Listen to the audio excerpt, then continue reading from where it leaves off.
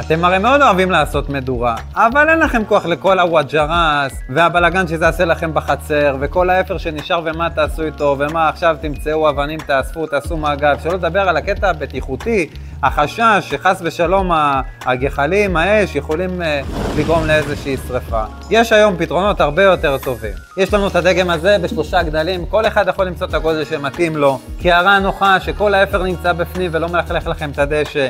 דיברנו על בטיחות, אז תחשבו כמה זה הרבה יותר בטוח לעשות מדורה בכזאת קערה גדולה וסגורה, הגחלים לא יתפזרו, לא חס ושלום תיווצר שום שריפה מזה, אתם יכולים להיות רגועים. יש לנו את הדגם הזה בצורה מרובעת, מודרנית, משתלב היום בכל בית בעיצוב מודרני. מי אמר שמדורה זה רק לבית כפרי? וזה לא רק מדורה, זה גם גריל, אתם יכולים לשים רשת צלייה על המדורה וליהנות פה מחגיגת בשרים מסביב לאש. ויש לנו גם את הכלי הזה שהוא משלב גם רשת, גם ווק. אתם יכולים לכוון את גובה הרשת לאן שאתם רוצים, אתם יכולים להזיז אותה הצידה, אפשר לסלוט פה מרשמלו, מה שבא לכם, תפוחי אדמה, בצל, כל הכיף מסביב למדורה. אז אל תפספסו את ההזדמנות ליהנות ממדורת גן בחצר שלכם.